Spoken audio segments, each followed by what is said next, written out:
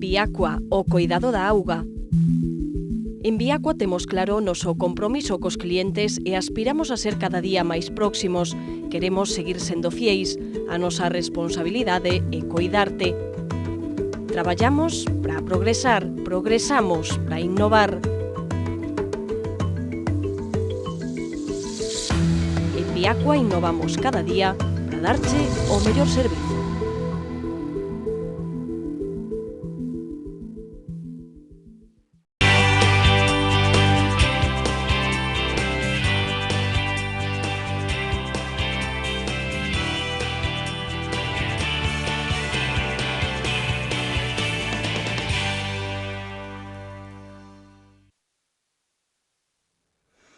Ola, que tal? Como están? Benvidos un día máis ao Faladoiro. Por suposto, analizaremos hoxe, como sempre, en tertulia os temas que compoñen a actualidade da xornada. Será na segunda parte do programa.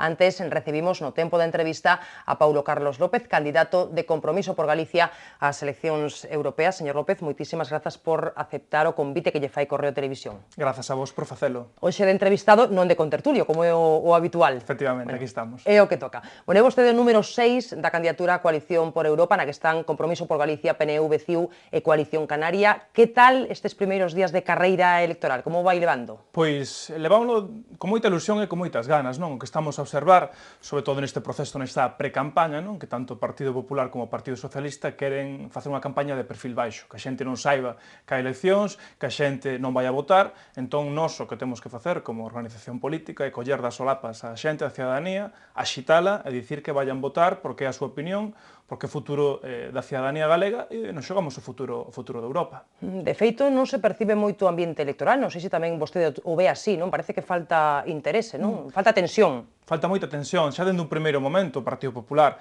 aquela maniobra de dilatar quen era o seu candidato a encabezar a candidatura ao Parlamento Europeo, xa daba mostra de que realmente non querían tensionar a campaña, que querían que pasara, que non se falara dos problemas reais da cidadanía, que non se falara desa Europa que queren os cidadáns e que demandan tamén ese cambio a unha Europa máis social, máis democrática e moito onde a política este por riba da economía, e por outra parte o Partido Socialista estamos vendo tamén que puxo unha candidata de perfil eminentemente orgánico, eminentemente baixo, e que se conforma evidentemente con ser, digamos, unha segundona dentro do que é o panorama político estatal, non? Hoxe soubemos que o ministro Arias Cañete vai seguir á fronte do Ministerio alo menos unha semana, a semana que ven, é dicir, compatibilizando esa importantísima labor que ocupa moito tempo co que supón ser cabeza de lista do PP ás eleccións europeas. Supoño que tampouco isto o valora vostede positivamente, imagino, non? Non, dende logo, tanto unha cuestión como a outra, ser ministro ten que ter unha dedicación total absolutamente exclusiva, e ser candidato dun partido político a unhas eleccións tan importantes como son as eleccións europeas, pois tamén se debe a dedicación total e exclusiva, porque é vender o proxecto, vender o programa electoral dun partido político e ensinarlle, a mostrarlle á cidadanía cales son os proxectos estratégicos que ten cada organización para estes comicios europeos. Non, isto constata outra vez o que é o que quere o Partido Popular. Se a persoa que encabeza compatibiliza o Ministerio e máis a candidatura ao Parlamento Europeo, pois dá mostra, efectivamente, de que non queren tensionar as eleccións e que queren facer como se non sucederan. Bueno, di vostede que os grandes partidos buscan un pouco que a participación sexa baixa. Lamentablemente, as enquisas din que vai ser así, non? Que a abstención vai ser moi elevada. Entendo que lle preocupa especialmente. Sí, os últimos inquéritos que saíron nos medios de comunicación amósanos que a participación está en torno a un 40, un 45%, no mellor dos casos, non? E que esta participación, evidentemente, beneficia os partidos mayoritarios, tanto o Partido Popular como o Partido Socialista. Por qué? Porque teñen as súas bases militantes que sí que van a ir votar, e o conxunto da cidadanía do común, que non ten ningún tipo de relación no ámbito partidario, pois pode optar pola abstención. Isto realmente sí que é preocupante, e o que temos que facer o resto de organizacións políticas é sair á rúa, facer campaña cidade por cidade, vila por vila, aldea por aldea, ir a todos os sitios onde nos queiran escoitar e intentar tensionar o máximo posible esta campaña, porque, aínda que Bruselas ou Estrasburgo quede moi lonxe a nivel xeográfico, non? Porque a xente tende a facer ou tende a darlle importancia ás eleccións en función da proximidade física, non? A xente prefire darlle moita máis importancia a unhas eleccións municipais que a unhas eleccións europeas. Pero cada día toca máis de preto e tamén o peto o que son as eleccións ao Parlamento Europeo, porque é ali onde se marcan as políticas macroeconómicas que logo se implementan no que son as administracións locais ou a administración autonómica ou na administración estatal. Polo tanto, compre facer moitísima pedagogía política e compre recalcar que estas eleccións xogámonos moitísimo, tanto como cidadáns como país. Pois para enganchar a toda esa xente, como presentaría vostede o proxecto que defende Compromiso por Galicia? Pois é un proxecto eminentemente aberto, non? Nos fixemos, como saben, un proceso de primarias abertas á cidadanía, onde a cidadanía puido tomar a palabra e escoller os seus representantes nas listas de Compromiso por Galicia. Mesmo con candidatos que non eran militantes, había un, non? Mesmo con candidatos que non eran militantes, que fixe un papel moi digno e que deu mostra de que somos unha organización, como se tende a dicir, con paredes de cristal, con paredes de vidro, que non temos nada que esconder, porque creemos que as organizacións políticas non son patrimonio só dos seus militantes, non só dos simpatizantes, senón que son patrimonio da cidadanía. E esta é a nosa carta de presentación. Somos unha organización aberta que aboga por unha revolución democrática, da honestidade, da ética e do compromiso, e sobre todo que quere lanzar unha mensaxe clara, non? Evidentemente vamos a defender unha Europa máis social, unha Europa máis democrática, unha Europa onde se defendan os intereses de Galicia, pero que queremos recalcar sobre todo e ante todo é que somos conscientes da situación que vive a cidadanía de total e absoluta desafección polos políticos, polos partidos e pola política. E que isto pasa por establecer un marco a nivel galego, mas tamén a nivel europeo, onde nos sentemos e digamos a cidadanía ten que volver a recuperar a confianza na política e temos que establecer un marco de anticorrupción, un marco de ética, un marco de comportamento que non sexa reprobable por parte dos cargos políticos en Europa, no Parlamento Europeo, para poder lanzarlle unha mensaxe clara. Estamos aquí e queremos volver a democratizar a democracia e queremos que vostedes, que todos os cidadáns, volvan a confiar en nós e na política, que é importante. Bueno, diso falase moito, pero logo faltan medidas, non? Non se ven, cando xurden casos de corrupción, e xurden moitos por desgraza, non se ve que se tomen medidas efectivas, non? Por parte das formacións, todo se queda en unha mera declaración de intencións, non? Sí. Isto é evidente, constátase tamén no que foi esa comisión contra a corrupción que se fixe no Parlamento Galego, que leva prácticamente 10 meses sen convocarse, non? Dende Compromiso por Galicia no seu momento, pois entendemos que a corrupción non é só unha cuestión de corrupción política, senón que é a traslación da corrupción que tamén hai na sociedade.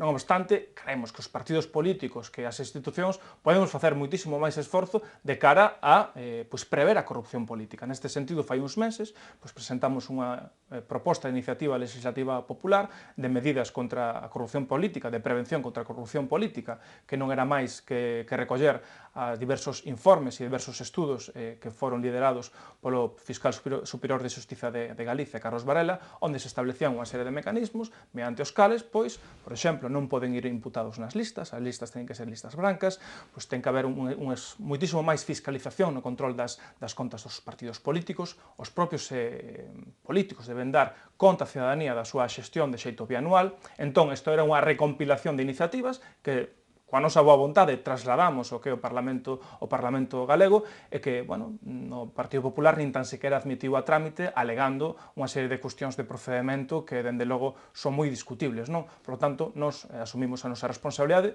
facemos propostas, pero teñen que ser outros os que tamén den un paso adiante e lle lancen esa mensaxe á cidadanía. Falando xa de Europa, cales serían as súas prioridades se elixido eurodeputado o 25 de maio? Pois, en primeiro lugar, se chegamos ali a Estrasburgo, que estou seguro de que sí, pois, dúas cuestións fundamentais. Primeiro, pois, nós queremos ser a voz dos galegos e das galegas en Europa, polo tanto, queremos resolver os problemas da cidadanía, porque as institucións e os partidos están para resolverlos, non para crearlos, non? Neste sentido, pois, todo o que sexan demandas no ámbito do agro, da construción naval, da política medioambiental, do marisqueo, cuestións moi concretas que tocan os intereses dos galegos e das galegas, imos ter unha vía directa para resolvelos, non? En segundo lugar, pois abogar, digamos, por unha nova política económica que se abandone a dogma da austeridade, unha política social que blinde os servicios sociais, educación, sanidade ou outros servicios, e, dende logo, tamén rachar ou dinamitar o que é a arquitectura institucional actual da Unión Europea. Responde a un criterio de Estados, e, polo tanto, Consello e Comisión teñen moito máis peso que o Parlamento Europeo, pois o que temos que facer é bascular o peso das decisións, bascular o poder cara ao Parlamento Europeo, porque, ao fin e ao cabo, e onde latexan as demandas cidadás é a Cámara de Representación dos Cidadáns, e ali onde se teñen que tomar as decisións importantes e non noutro sitio, non? Entón, con este conglomerado, rodeado dese marco anticorrupción que agardemos sexa posible e que lle devolva confianza á cidadanía, pois dende logo serían os piares fundamentais para logo comezar a desenvolver moita máis actividade política. A Coalición para Europa preséntase a semana que ven, un acto en Madrid, o día 29, se non me equivoco. Efectivamente. As forzas que a compoñen, PNV, CiU, Coalición Canaria, Compromiso por Galicia, son moi distintas. Entendo que malia todo, ten que haber máis puntos de encontro que diferencias, non? Aínda que diferenzas tamén hai. Efectivamente. E notables. Sí. Aí nos diciamos, tanto no proceso de primarias abertas como neste contexto preelectoral, que nos acreditamos primeiro como primeira ferramenta política o diálogo, o acordo e a cooperación. Temos que ser conscientes de que a circunscripción é unha circunscripción estatal, feita polo Partido Popular e polo Partido Socialista. Por certo, chegaban de ser un Estado descentralizado, cando noutros Estados hai moitas circunscripcións, 4 ou 5 en Francia ou en Alemanha, e no Estado español só hai unha, non? Pois como somos unha forza política de acordo e a circunscripción estatal, pois temos que chegar a puntos de encontro con outras forzas políticas que, aínda sendo diferentes, pois tamén teñen como base e como ferramenta de traballo o diálogo.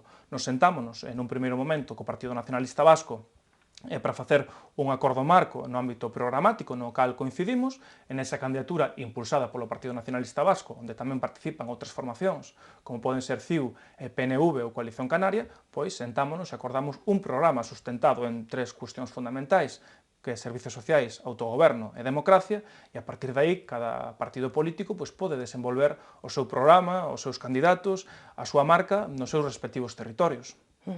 A coalición, teño que falar de enquisas, non? Aínda que non guste falar delas, pero as enquisas din que esta coalición pode obter 2 escanos, agora mesmo PNV e CiU teñen 3, perderían, por tanto, un representante. Supoñamos que as enquisas non se equivocan, que se equivocan moitas veces.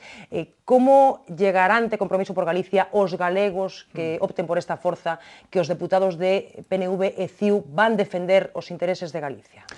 Bueno, as enquisas evidentemente dan entre 2 e 3. A día de hoxe, Coalición por Europa é a terceira forza política dentro que son as eleccións europeas, despois de Partido Popular e de Partido Socialista. Pois nós sempre apelamos á utilidade do voto, non? A compromiso, chegado o momento que haxa que pedilo, por 2 cuestións fundamentais. Primeiro, porque podemos ter representante no Parlamento Europeo, podemos ter un eurodiputado só polo peso electoral, se os galegos e as galegas así o deciden, porque somos conscientes de que se sacamos 3 ou 4 escanos, pois pode ser repartir e pode ser un escano rotatorio en función tamén da capacidade e do peso electoral de cada quen. Polo tanto, xa habería unha vía directa para canalizar os intereses dos galegos e das galegas a través da representación de Compromiso por Galicia. Mas tamén hai outro criterio moi importante, que non é o criterio electoral, senón o criterio político. Nos xa temos pechado un acordo, e xa fixemos público fai cuestión de unha semana, non? Onde o Partido Nacionalista Vasco comprométese a través do seu partido político europeo, que se chama Partido Demócrata Europeo, a introducir sen ningún tipo de tapuxo, sen ningún tipo de veto, as demandas que Compromiso por Galicia lle traslade da cidadanía galega directamente a Estrasburgo e a Bruxelas, non? Polo tanto, ben sexa pola vía electoral ou pola vía política, neste sentido, vamos ser como un partido moi útil a Galicia. Non haberá filtros nin vetos. O que decida Compromiso por Galicia, ali se defenderá. Ali se defenderá, evidentemente, despois, pois cada quen terá liberdade de voto nos organismos pertinentes defendendo os seus respectivos territorios, non? Pero tamén vai haber encontros previos onde Compromiso PNV se senten, acorden, dialoguen unha posición para poder pois, que esas demandas sexan resoltas e sexan trasladadas de xeito oportuno, correcto e procedimentalmente ben. A cuestión do escano rotatorio tampouco é mala cousa, digo, porque se nos ven á cabeza o exemplo de Ana Miranda, non? Que ocupou durante un tempo e, sen embargo, fixe un traballo moi ben valorado por moitas organizacións que non son o BNG, non? Efectivamente, dá moita posibilidade, evidentemente non son os 5 anos de legislatura, dependerá despois a cantidade de meses, dependendo do peso electoral. No, pero en peso de traballo, ás veces pode dar para moito máis, non? Que noutros casos nos que unha persoa pode estar 5 anos de eurodeputado e facer moito menos traballo efectivo, non? Efectivamente, sí, porque logo chegas uns 6 meses ou un ano e tens que tamén desenvolver todo o traballo ou te autoimpós desenvolver un traballo que non fixeches durante o resto de anos porque non tiñas posibilidade. Entón xa tes un arquiviño con todas as propostas e as demandas e evidentemente xa non sería o bo para os galegos e as galegas, non só sería bo tamén a min a nivel persoal, non? Senón tamén sería moi bo para a organización que, como saben os os telespectadores é unha organización política nova e que, dende logo, serviría para gañar moita máis experiencia e para demostrar que sí que somos unha forza política útil, que sí que somos unha forza política cos pés na terra e que sí que somos unha forza política que quere e cree que a política é resolver os problemas á cidadanía, que é unha cousa que parece que nos últimos meses está un pouco esquecida, nos últimos anos.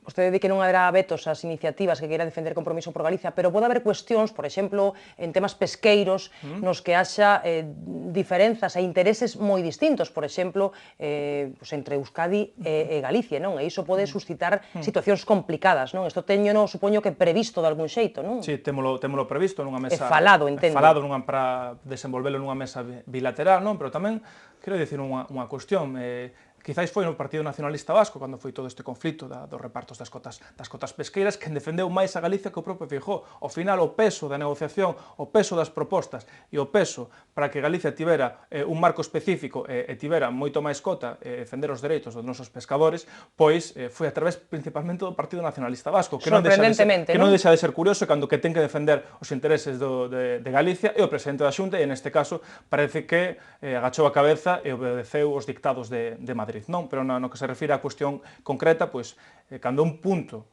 xenera conflito, pois o máis coherente dentro dun marco establecido é sentarse, falar e acordar, que ao fin e ao cabo, eso é a política, non? Si parece que están moito máis cómodos nesa alianza co PNV que con CIU. Isto é sensación miña ou recoñece que é así? Nos primeiro tiñamos un acordo bilateral co Partido Nacionalista Vasco. E CIU chegou despois, non? Chegou despois, porque estaban negociando unha candidatura catalana e non puido ser, non? Evidentemente, se facemos analoxías entre as diversas propostas e as diversas posicións, tanto de CIU como de PNV, como de Compromiso por Galicia, é evidente que temos máis similitudes co PNV a nivel de política social, a nivel de dignificación do autogoberno, pero neste caso con CIU e coa Coalición Canaria, pois temos un acordo marco, un acordo base, que asinamos todas as forzas políticas e que imos ratificar o vindeiro martes, e no cal nos estamos absolutamente cómodos e sen ningún tipo de problema para desenvolver os diferentes proxectos. Bueno, non axudaron, supoño, esa sensación, as críticas dos nacionalistas cataláns, os investimentos no AVE a Galicia, non? Críticas de hai xa un tempo, verdade, que últimamente parece que as escoitamos moitísimo menos, pero que sentaron moi mal en Galicia, Sí, no, sentaron moi mal en Galicia, nos asumimos e así o trasladamos os representantes da Generalitat cando vieron aquí a Santiago, que nós non acreditamos nesa política de criticar, de dicir que o AVE a Galicia non serve para nada. Nos creemos, evidentemente, que Galicia precisa unha integración e unha vertebración territorial interior tamén, non só unha conexión con Madrid. É prioritario ter liña férrea que conecta as cidades galegas no menor tempo posible, as cidades e vilas, pero isto non exclúe tamén a necesidade de que Galicia se conecte co exterior, tanto con Madrid, a Transcantábrica ou un AVE Vigo-Porto, non? Entón, nos lle trasladamos esas críticas e, dende logo, xa lle dixemos que a nosa posición neste sentido iba a ser taxante na defensa dos intereses de Galicia, e nese marco que nos establecimos poden aceptarse ese tipo de matizacións. En Compromiso por Galicia din que son profundamente europeístas. É isto o que os diferencia fundamentalmente de Anova, do BNG, outras formacións nacionalistas cas que poden competir electoralmente? Esta é a diferencia máis palpable, pensando, por exemplo, nestas eleccións? Temos moitísimas máis diferencias con BNG e con Anova, non? Pero quizáis nestas eleccións asumimos, primeiro, temos un discurso abertamente europeísta. Por que? Pois que acreditamos en que a Unión Europea, Europa, é un espazo mellorable, é un espazo reformable, pero un espazo onde nos podemos reivindicar como país e onde podemos abogar por outro tipo de política económica e social, non? Isto é, evidentemente, moi importante. Nos entendemos que tanto BNG como AGE teñen un discurso destructivo, que a Unión Europea é mala, é un problema, non é a solución, pero tampouco acaban de concretar cal é a alternativa que dan. Cal é a alternativa que dá BNG, Anova e Izquierda Unida a este sistema? Quer dizer, sair da Unión Europea a sair do euro? Pois nos entendemos que esa non é a alternativa. Esa, dende logo, non é a alternativa. Non sabemos cal é o proxecto do Partido Popular e do Partido Socialista para a Unión Europea, que é o proxecto dos Estados e o proxecto da austeridade. Non sabemos cal é o proxecto de BNG e de Anova. Por lo tanto, creo que teñen que poñer as cartas enriba da mesa. Nos apostamos claramente por Europa. Dicíamos unha frase nas primarias, non? Que os galegos e as galegas só poden escoller entre a derrota ou a Europa. Pois nós temos que reivindicar o que reivindicaban aqueles galeguistas ilustres dos 30, reivindicar unha Europa máis social, reivindicar unha Europa das persoas, unha Europa da política, unha Europa democrática e que evidentemente nos sintamos orgullosos de ser europeos porque é un espacio onde nos podemos reivindicar, é un espazo de xogo moi interesante, por exemplo, de cara a facer ese marco anticorrupción que nomeaba anteriormente. Chama a atención que as formacións nacionalistas e galeguistas sexan capaces de chegar a acordos con formacións de outros puntos do Estado, de Euskadi e de Cataluña, e, sen embargo, non sexan quen de chegar a acordos entre eles, non? Isto chama a atención e xa lle, vostede reflexionaría sobre esta cuestión, supoño que moitas veces, non? Moito, ademais, nós no seu momento asumíamos o noso rol e apostábamos por unha candidatura galega, porque era a única fórmula, unha candidatura de país aberta ás outras forzas políticas, de forzas estatais que operaran en Galicia, pero centradas en Galicia, e que sabíamos que a única oportunidade de poder ter un representante, de ter un eurodiputado, sen ningún tipo de intermediario, non?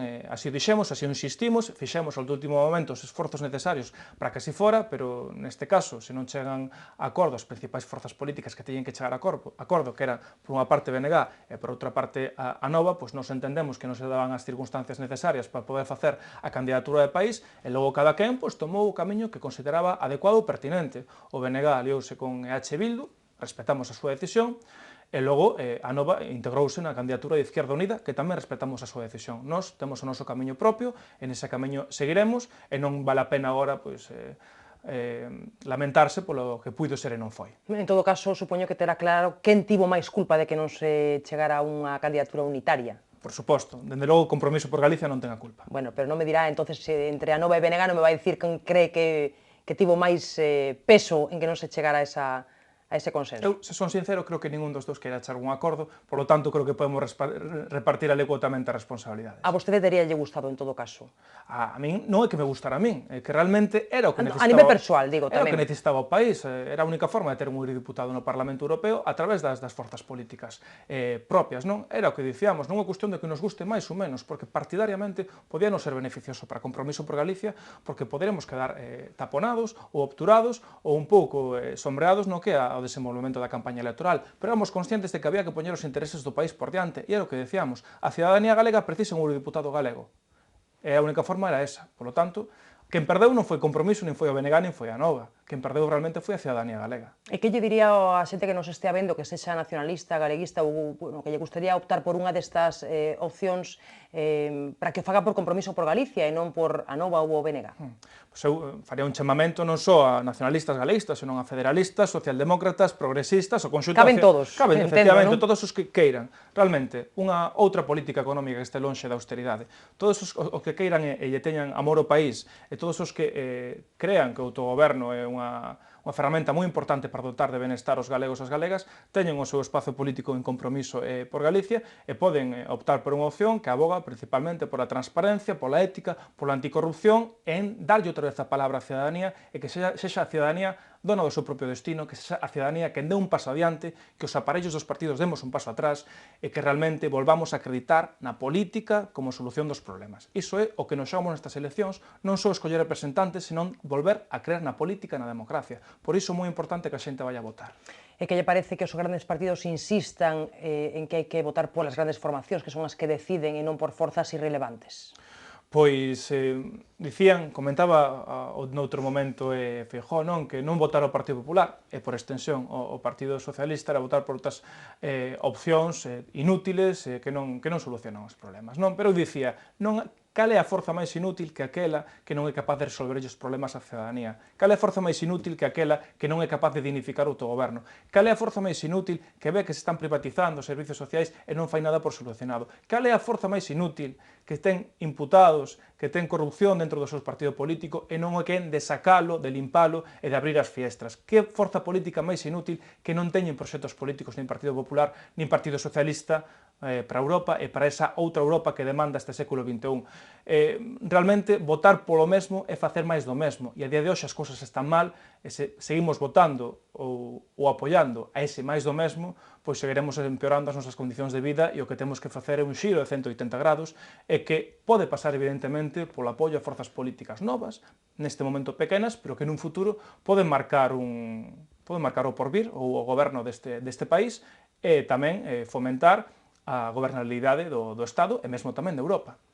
Bueno, estamos xa chegando ao final da entrevista, o tempo sabe que pasa moi rápido en televisión. Ten vostede 28 anos, é xornalista, é politólogo, é doutorando en comunicación política, traballa na empresa privada e leva moitos anos en política, non? Moi activo dende moi noviño, non? Enténdaseme ben, pero é un pouco un bicho raro, non? Quero dicir, nunha xeración que coloquialmente pasa de todo, non? Como se soe decir. Sí, eu sempre dixen que a mellor forma de facer avanzar o teu país é sendo mellor na tua profesión, sendo mellor nos teus estudios e axudando os demais, non? Neste sentido, nesta filosofía de vida, sempre me quixen mover, non? Neste contexto de eleccións europeas, non? Que tiven a sorte de ser, teño a sorte de ser o representante de Compromiso por Galicia, pois quizáis non deixa de ser tamén unha traslación desa xeración, non?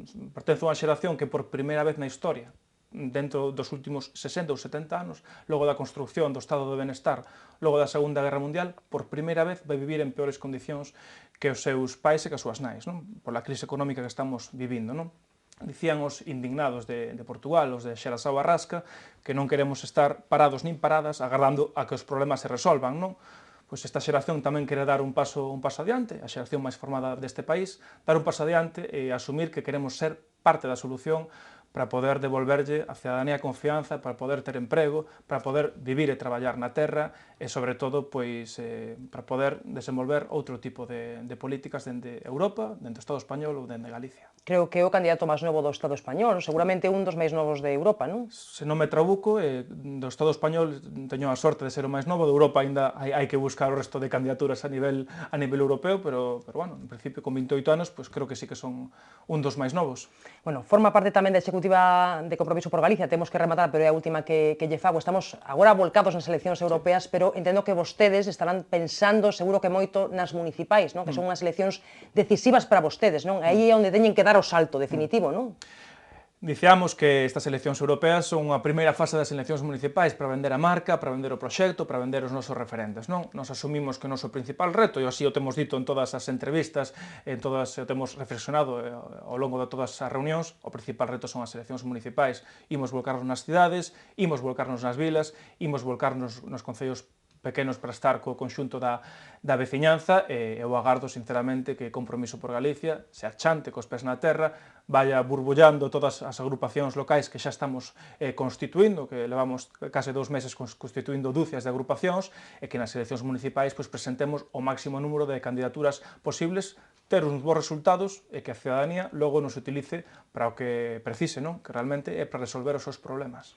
Bueno, pois deso estaremos moi pendentes, agora o que toca o outro, as europeas, nada, desexámoslle moita sorte, supoño que semanas moi intensas, imagino, non? Con moitísimos actos xa previstos.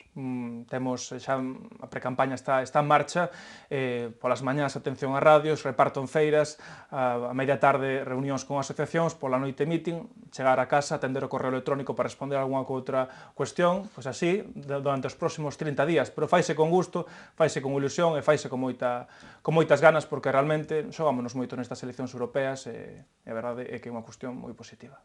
Pois moitísimas grazas por acompañarnos hoxe e moita sorte nesta carreira electoral. Grazas a vos. Despedimos a Paulo Carlos López, candidato de Compromiso por Galicia ás eleccións europeas, número 6 da Coalición por Europa, na que Compromiso por Galicia está con PNV, CiU e Coalición Canaria. Un placer telo por aquí. Grazas a todos por acompañarnos. Non marchen, porque facemos pequena pausa e a volta incorporamos xa os contertulios e empezamos a analizar a actualidade da xornada. Falaremos tamén, por suposto, do que toca das eleccións europeas.